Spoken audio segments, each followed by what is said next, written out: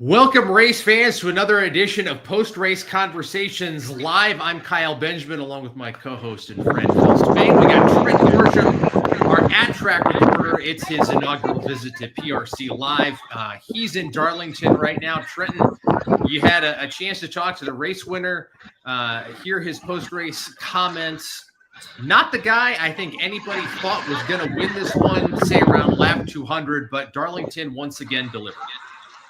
Yes, and I will say for our front stretch picks, I did pick Hamlin to win this week, so I finally got it. I picked him to go 2 in a row. So it looks bleak. It looks bleak for him there to start, but he late caution, lightning fast pit crew, and he got the win. So that was the theme of the whole week for Joe Gibbs was the pit crew, and that's what got him out there in front on that last pit stop to take the lead. He was mired back in traffic a lot in 20th place finish. It was hard to pass. He compared this track to as like a bigger Richmond, where you can't overcome the mechanical aspects of the race with the car and stuff, and how the next gen car performs better on tracks where you can have high grip and a little bit of a draft and side drafting and stuff. And so passing was hard. Someone asked him about passing, and he talked about how difficult it was, but he relied on his pit crew, and he relied on track position to get the win at the end right there. Will be interesting to hear his comments on his own podcast tomorrow, because they did last week talk about the Joe Gibbs pit improvements and things they're doing to try to eke out those couple tenths of a second. It's not like they ripped off a lightning fast stop in the 8s. 9.42 though. The fastest of the top 4 cars. And honestly, it looked like he was going to get dinged for speeding off pit road, but I think they had those segments timed out just right to where he could be hammered down to get to the front of the queue. Actually, I have one of the guys right here, the Jackman. What happened on that last stop right there, man? Getting out there. Money stop, man. We executed. All the guys came in. That's why you're at a race as a pit crew member. Putting in those top situations, and so glad to be put in that situation and we executed. So we're just talking about it, so I grabbed you while you're here. So thank you, man. Congrats. Yeah, you heard it from him. I did talk to Chris Gaypard a little bit after the race as well in the garage about the information about those Joe Gibbs pit crews and everything, and he wasn't too happy that all the secrets, if you want to call it, were out, and because with cars being even, anything to get an extra advantage is NASCAR may try to, make it more even. And so, but at the same time, pit crews are being highlighted. And so, that is a positive thing for the sport as a whole, because these guys are athletes. You got NFL teams looking for them. And so, so that's the difference right now, the pit crews. And it was a good week for them to be highlighted like that. And that's what won the race.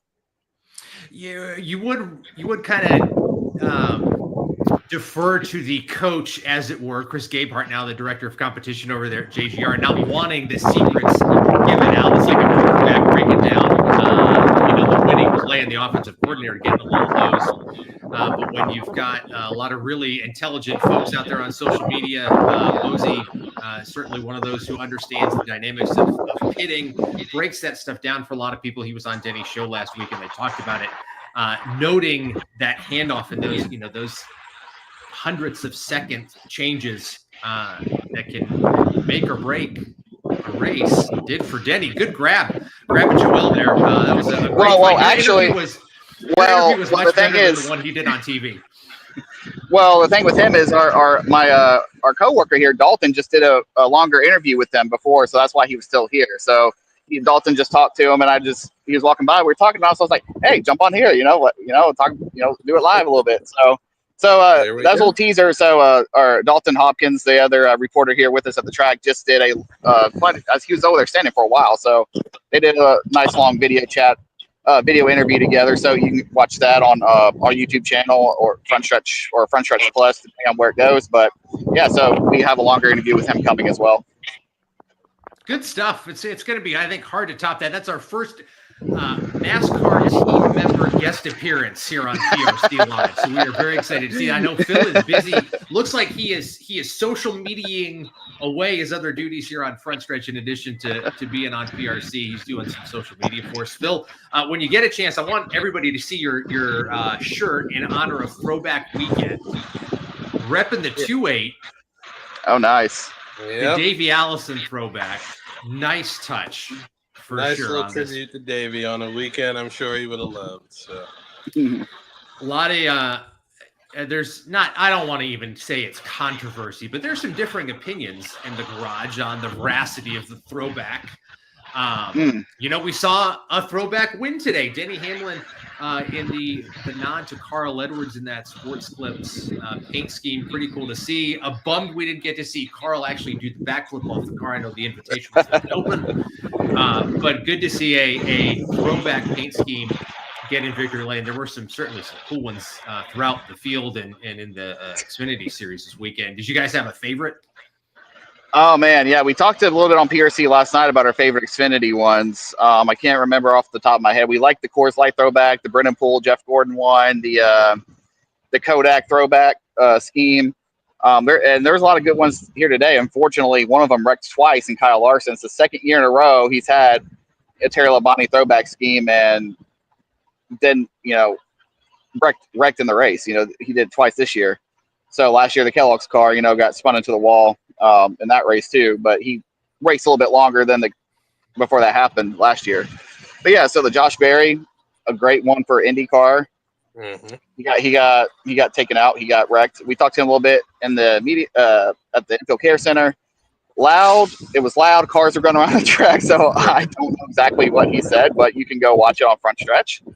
That interview. Shout out to Peter Strata who got us the audio, because I was a little bit of a dummy with the microphone that we had, and we didn't get audio from it. So, but yeah, so we talked to Josh Berry. So two of the best throwback schemes, did get taken out. I mean, even the Cody Ware Ward Burton throwback with the Tommy Baldwin, working on that team now. So that was a cool one to see. The Ward Burton throwback there, but yeah, there's several drivers like Chase Elliott, Bubba Wallace, and some others that basically are kind of over the whole thing, just because of the long process it comes into. But then you had guys like Brad Keselowski who retweeted the aforementioned Dalton Hopkins yesterday about his question about it, how Brad was out there in the fan zone where the haulers were and seeing all the merch from the fans and how excited they were. And it's more than just race cars doing old paint schemes. It's a fan thing as well. So, and what better place to do it than this track, man? Like you were standing out here, this place, like it's a time capsule, of the history of the sport. So, I mean, even the surrounding area is very humble still. So it's the perfect place to do something like that. So, and it's great to celebrate the history of the sport. So, well, and for a guy like Brad, whose family's got so much time and energy and history in stock car racing, I know he understands the importance of tying the past to the future. And with that 6 car and his partnership now with Jack Roush, no lack of good paint schemes there for that 6 car. And frankly, no excuse for Brad not to be rocking something quite awesome every time we do this throwback weekend. In Brad's defense, it wasn't a throwback. When I saw the scheme he's running this weekend at Cashel car, it was one of my favorite paint schemes, I guess in general of the year so far. Just the black and with the the brown oil on the side, like the liquid feel with the chrome 6. I don't know. Like I saw that when I first saw it revealed and saw it in person, I think even though it wasn't a throwback, I think this Cashel scheme Brad Keselowski had this weekend was actually a pretty sick paint scheme just in general as a paint scheme. So I hope he runs that one a little bit more, though. So. Of course, one of the more iconic schemes this weekend is that 24, the nod to Jeff Gordon's last start at Homestead way back when. His protege, William Byron, certainly looked like he had this one well under control for 243 laps today. And, he just didn't get it done. Phil, what'd you think? Did you think that Byron had this one on lock, or were you hoping for some mischief there a little later on? I mean, the way it was looking, it looked like this was going to be one of those races that we kind of talked about, a few weeks ago, where it looked like a driver was going to run away with it. And he had pretty much, up until that last round of pit stops, he had led every lap. Well, up the second to last round of pits. He had led every lap up to that point. I don't know if it was because, no one could pass or anything, but it seemed like, the car that led the most laps led them for a reason. He was good all day.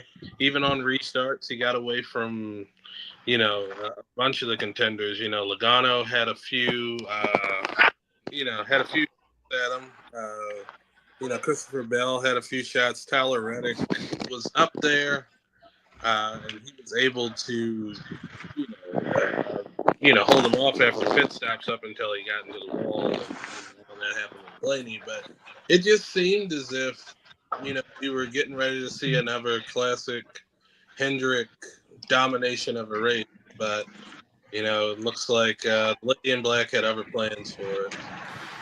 Darlington does have a tendency to pick the winner, much like Indianapolis Motor Speedway. I do find it a little interesting. We were almost – it did sort of pan out this way. Let me kind of gather my thoughts. We've had two dominant big teams this year between Hendrick and Joe Gibbs Racing. They've won almost all the races at this point. It looked like Hendrick was going to get another one, and that would have been their third on the season. Hamlin, rips off that excellent pit stop that we've talked about. I do find it interesting that as dominant as Byron was at a track very similar to Homestead, where another guy ruled the day, Kyle Larson. So Hendrick has figured something out for these tracks where you have to rip the wall and it's slick and fast. I think bodes well for them come the Southern 500, which is a playoff race. It's just something to keep in mind heading, moving forward. We never really got to see what Kyle Larson had for the field today because he was basically out before it even started. He did, factor into the finish today, not in the way I think anybody anticipated when the green flag fell. Yeah, another driver, talk about ripping the wall, another driver that had a great day by way of those pit stops before that last Larson caution. He did it here last year, almost won it last year. He won last year at Homestead. He ripped the fence at Homestead this year. He ripped the fence here this year. Tyler Reddick, it's not just the Hendrick guys. He's one of those guys that's out there ripping the fences as well. So he's always someone to look out for. And I was shocked that it took him as long as it did to kind of get up there because Bubba Wallace, his teammate, qualified really well and Tyler Reddick didn't. And then Bubba had a great stage one. I believe he had a good stage two. I know he finished second in one of them. I can't remember which one he finished where, but I guess during the pit cycles, his car kind of fell off and he faded, but here comes Tyler Reddick. He's coming, he's leading the race. And then we have the last pit cycles and his boss, Denny Hamlin, wins, his co-owner. So, and on top of Reddick's box was Michael Jordan as well. He was here watching all of that, looking nervous as Reddick was leading in the closing laps. But I mean, is his co-owner Denny won, but it wasn't his team that won though. So a win for Toyota though is I think this is their fourth or fifth on the season. We're 9 races into it. They're certainly very, very strong this year. They've got something figured out early on for sure. It's really, like the Toyota drivers have been running well, but it's really 2 drivers. It's been Christopher Bell and Denny Hamlin. The 4 wins, 3 to Bell, 2 to Hamlin. So it's 5 of the races have won with those 2 drivers. And so the other drivers need to step it up. Ty Gibbs is finally starting to click a little bit. He had a great run last week at Martinsville before, he got ran into. Right. He got a top 10 today. So Ty Gibbs is starting to figure out a little bit. So he's there. But Christopher Bell and Denny, Briscoe's been performing a little bit better the past couple of weeks. He told us in his press conference yesterday, I asked him about dialing in the new car. So he said he's maybe 2 to 3 weeks away from fully figuring out the Joe Gibbs car, but he feels like he can win every week. So right now, it's once those 2 guys get it all dialed in, it could be a Hendrick versus Gibbs, summer coming up here with all the mile and a halves on the schedule. So we'll see what happens between those 2 teams. For sure. There's a lot to develop. I know, not only for Chase Briscoe changing teams, but changing manufacturers. So he's got a whole new power plant to deal with, car setup, the whole bit, and just the overall organizational structure. The drama at Stewart Haas has been well documented and how that team sort of fell apart over the last few years. And now he's at an organization like Gibbs that has some serious, race car chops. So probably he was thrown into the deep end of the pool in a very fast car and is, taking some time to figure it out. Ty Gibbs We'll see if his turnaround continues, heading to another short track in Bristol next week. Looking at the rest of the top 10, Kyle Busch stuck out to me in the top 10. He snuck in there, but that's a guy that really needed a great run. He's been ran through for almost 2 years at this point, running well. And something goes wrong, guys using him up, but it was good to see Kyle Busch get a top 10 today. It was a very quiet top 10 too. I don't think anybody really got him after the race to talk to him either, but the pylon had him right there at the bottom of the top 10. And so good job to Kyle Busch for sneaking that one in, having a quiet day and taking advantage there at the end with the caution to get a top 10 for his team. Another guy who needed a top 10, looked like he might have ended up there a little bit during some parts of the race. Joey Logano comes home 13th. The 22 team still can't quite figure out how to close one of these races out inside the top 10. Yeah, maybe with Logano it is the even year thing, man. We're in 2025, and right. There we go. That poor guy hasn't had. I mean, to be fair, he didn't have much of anything going on last year either until Austin Cindric spun, and by way of 5 overtimes, he won the race, stretching the field and winning. So, but the even year pick, we talk about Darlington picking the winners. The even year last year picked Logano as the champion. So maybe the even year thing is a thing for real. Maybe 2025 is like, no, Joey, it's not your year. You're going to suffer. And then next year you're going to win 7 races or whatever. You know what I mean? So we'll see what happens with Joey. He's a multi-time champion of the sport now. He's a veteran. He knows what it takes. So we'll see what he does, but it wouldn't surprise me if he busts out a good run in the next couple of months. Maybe winning a couple races, but right now, yeah, the even year Logano thing is definitely in full effect with his performance in 2025. I think he'll find his way. He'll find a way to make himself heard before this is all said and done. Looking at the rundown, a big surprise, I think, for a lot of people. Alex Bowman finished 35th on the lead lap. Wow. No, I'm sorry, not on the lead lap. He was 17 laps down. So it was interesting you pointed that out, because before that last restart, after the last pit stop cycle, there was like one car sputter, because like you saw all the cars, doing the wave around and stuff, and there's one car just sputtering, just sounding like it wasn't even accelerating, and it was Alex Bowman's car. He was like just like puttering along, and I'm like, is he down a cylinder? Did something happen to him? Like, I realized, so I'm not sure what happened with the car or why he was down, laps, other than just being in the middle of the field and the leaders lapping him. But the car did not sound like it was a good car by the end of that race, from what I just heard under the caution laps of him going around, before that final restart. So yeah. I'm glad I'm not the only one who noticed that. So I believe right before that the final set of green flag stops, I think they say he had got the wall.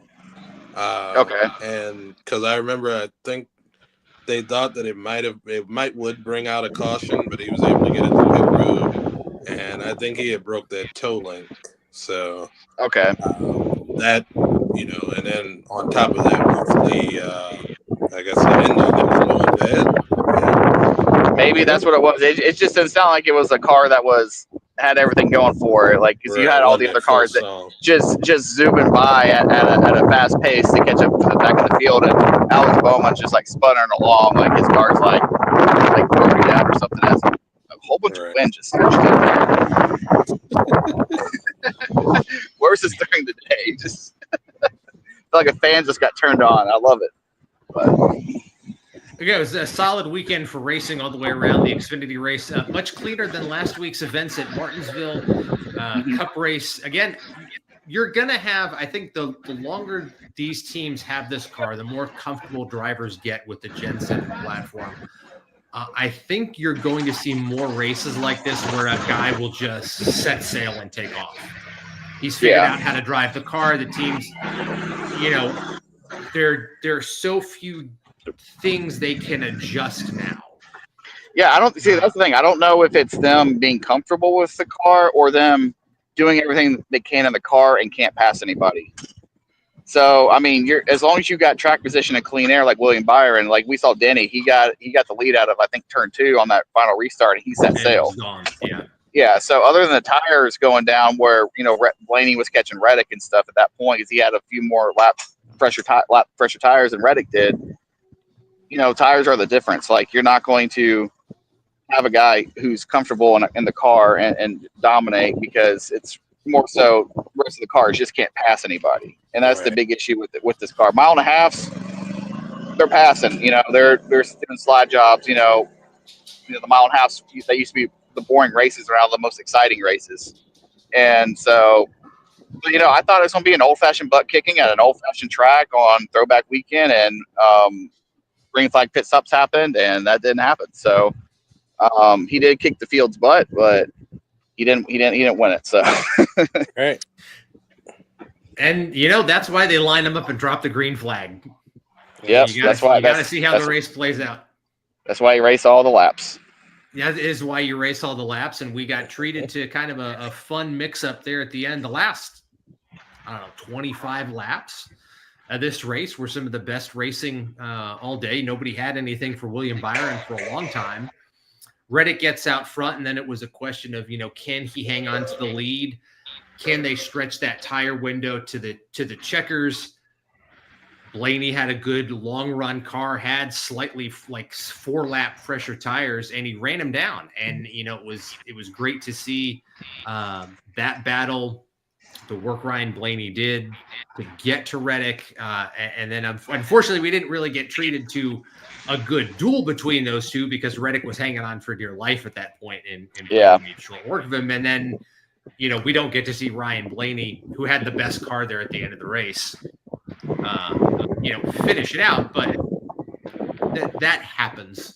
The irony slightly being that because of the damaged vehicle policy change now, where you can go back to the garage and work on your car, last year this wouldn't have happened. Kyle Larson crashes out, he wouldn't have come back to change the outcome of the race. But because of the wings of the butterfly effect on this one. So, we got a slightly surprise winner, I think, out of Hamlin. He was a top 10 guy all day. Wasn't really in contention to win towards the end of it, but his pit crew made an amazing stop. And it's a team sport. So, you win as a team, you lose as a team. Sometimes it's the guy behind the wheel, and sometimes it's the guys with the wheels on pit road. And today it was a little bit of both. There you go. 100%. Hamlin, very good at Bristol. Do we think he brings Joe Gibbs Racing their second three-peat of the year? I don't know if he's the guy next week. I don't know if he's the guy next week or not. I feel like next week would probably be more of a Larson week, but I would go with probably early pick for me before qualifying, practice, all that, just based off the drivers and the race and everything. I feel like next week might be a Larson type of week, just as being one of the faster cars. Hamlin could come out there, sit on the pole, put on the fastest practice laps. Sure, Hamlin could do it, but just from what we've seen out of Larson at Bristol and stuff, as well as Hamlin, I think that team's going to call this week unacceptable and move on and be their typical selves next week. So, right, yeah. Excuse me. Honestly, I would say ask that question again after practice. Like exactly. Yeah. Once we've seen how these tires, because we don't know, exactly what compound they're gonna bring. Maybe they are gonna bring a good short track tire. I don't expect for it to be like last year's race. But all signs point to the weather being about the same. If I'm looking like at the forecast going forward for this week, especially within like the Southwest Virginia, early parts of Tennessee area, very, very much could have another day where it is like maybe in the 60s or mid 60s, and we get a bunch of tire fall off, but I don't know. We'll see, but I wouldn't count them out. I'd at least say no, don't count them out. 5, yeah, but it's so hard to win 3 races, and especially in a row. I mean, Christopher Bell just did it, but before that, you really hadn't seen it since Jimmy Johnson had did it. So Larson, I let's think see. in 2021. Well, Larson's 2021 season, but no one in the next gen's really gone on a tear like that. So right. No. Hamlin is the defending race winner. We know he runs well at Bristol. As someone who lives Bristol adjacent, a few miles down I-81 from the track, I can tell you if the weather next Sunday is anything like the weather today, we're going to be running on Wednesday. So it's nothing but rain and cold here in Northeast Tennessee. But it's springtime here in the mountains to play havoc with the weather patterns. So it could be sunny and 85, or it could be cloudy and 54. Who knows? We'll see how it plays out. I'm going to go out on a limb and say Kyle Busch. Okay. Yeah, that RCR car is very out. I'm sawing the limb off behind me. I'm so far out on it. That RCR car has been fast at Bristol before. Kyle Busch knows how to win at Bristol. He's getting better. That car is getting better. I think he's got that car probably as good as it can be. Yeah. But that's a track where he knows how to win. We'll see. Looking at the field, Joey Logano runs well at Bristol. Chase Elliott runs well at Bristol. William Byron runs well at Bristol. They're just guys you can't really count out, especially guys who've been strong this year. William Byron has been strong all season long, only has the one win to show for it at the Daytona 500. So probably not too much longer before he gets win number 2 on the season. Yeah. And he needs to, because, we've seen William Byron over the last couple seasons. He'll win 2 or 3 from like February to March, April-ish, and then car falls off. And into May to like early August, he's not winning anything. And then playoffs come and he wins maybe a playoff race. But Byron has usually been known to do his damage early in the season. But it's good that the team has shown consistent speed every week, everywhere, at every different type of racetrack. So while he may not be getting the wins, at least they're showing no signs of slowing down and running, like back in top 10, top 15, like they usually do when they fall off. So. All right. Well, as we wrap up our post-race conversation from Darlington to the Goodyear 400, Trenton, what do our fans and followers have to look forward to on frontstretch.com from you and Dalton today? A lot of quality over quantity. The guys that we have were big storylines especially with the end of the race there from the the top 5 or so, and then a couple guys in the garage, like we spoke with Chris Gabehart. Dalton spoke with Rudy Fugel. He got a little bit from Jeff Gordon. I even talked to Zane Smith a little bit. He had a good portion of the race going there until he got hurt by cautions, finished at top 15. But Zane Smith, that's a sneaky team that's doing some stuff on his end and stuff. So watch out for those guys. But yeah, we have a lot of stuff coming. We've said it all. It should be getting posted. Shout out to Jared and Blake over there posting the videos and stuff, and Phil helping out on social team, getting that stuff up. But yeah, the big story for, I think, other than William Byron's race today, I think the big story leaving here that you may see us right about, it's not set in stone yet, but it's the pit crews, because that was the difference today, and that's what a lot of people were talking about. So you find those tenths of seconds where you can in this sport, for sure. If you want to follow everything we do at frontstretch.com, of course, head to frontstretch.com. That's where you're going to find most of the quality journalism and NASCAR, open wheel racing, and grassroots covering the Cars Tour and late model stocks. Also, head to our social channels. We're on all the major platforms, including now Twitch. So if you're watching on Twitch, hello. Thanks for joining us. Okay. There. Hello, Twitch. Hello, Twitch. Hello, Twitch. We're on Facebook. We're on YouTube. Check us out all over the place. Plenty of videos for you to watch and consume during your week, on your Monday, as you're getting back into the swing of things. So, Phil, Trenton, a pleasure as always. Good to chat. We'll do this again, this time next week, post-Bristol. And I'm sure we'll have plenty to talk about as the Cup guys and trucks and Xfinity take on the last great Coliseum. All right. All righty. Well, that'll do it for us. We'll see you next time. Thanks, fellas. Thanks.